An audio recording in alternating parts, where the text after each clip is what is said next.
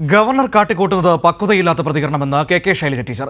കടുത്ത പ്രതിഷേധം ഗവർണർക്കെതിരെ ജനാധിപത്യ വിശ്വാസികൾ രേഖപ്പെടുത്തണമെന്നും കെ ശൈലജ പറഞ്ഞു.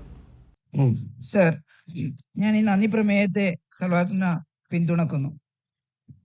സർ, ഗവൺമെന്റിന്റെ നേട്ടങ്ങൾ ചൂണ്ടിക്കാണിച്ചുകൊണ്ടും വരാനിരിക്കുന്ന വർഷത്തെ കേരളത്തിൽ ഗവൺമെന്റ് നടപ്പിലാക്കാൻ ഉദ്ദേശിക്കുന്ന ജനക്ഷേമകരമായ പദ്ധതികൾ പ്രഖ്യാപിച്ചുകൊണ്ടുമാണ് നന്ദി പ്രമേയം എഴുതി തയ്യാറാക്കിയിട്ടുള്ളത്.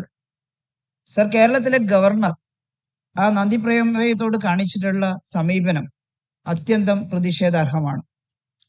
പ്രതിപക്ഷം ഇന്ന് നടത്തിയിട്ടുള്ള ഈ പ്രതിഷേധം രേഖപ്പെടുത്തേണ്ടത് കേന്ദ്ര ഗവൺമെന്റിനോടും നന്ദി പ്രമേയത്തെ അവഹേളിച്ചിട്ടുള്ള നയപ്രഖ്യാപനത്തെ അവഹേളിച്ചിട്ടുള്ള ഗവർണറോടുമാണ്. പക്ഷെ അവർ അതിനല്ല തയ്യാറായിട്ടുള്ളത്. സർ, ഗവർണർ പ്രസംഗത്തിന്റെ ആദ്യ വാചകവും അവസാന വാചകവും മാത്രമായിട്ട് വായിക്കുന്നത് ഒരു തെറ്റാണെന്ന് പറയാൻ സാധിക്കില്ല. ഗുരുതരമായ ശാരീരിക പ്രശ്നങ്ങൾ ഉണ്ടെങ്കിൽ ഗവർണർമാർക്ക് അങ്ങനെ ചെയ്യാവുന്നതേ ഉള്ളൂ. സർ, അദ്ദേഹത്തിന്റെ ശാരീരിക ആരോഗ്യത്തിന് യാതൊരു തരക്കേടുമില്ല എന്നുള്ളതാണ് അതിനുശേഷം ഉണ്ടായിട്ടുള്ള സംഭവ വികാസങ്ങളെല്ലാം ചൂണ്ടിക്കാണിക്കുന്നത്.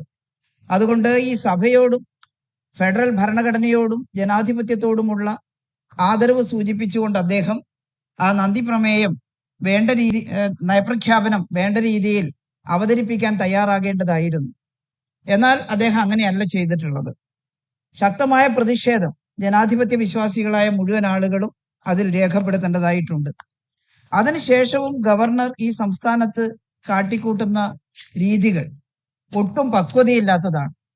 സർ, വളരെ കടുത്ത ഭാഷയിൽ വിമർശിക്കാൻ ഇടയാക്കുന്ന പെരുമാറ്റമാണ് കേരളത്തിലെ ഗവർണറിൽ നിന്നുണ്ടാകുന്നത്.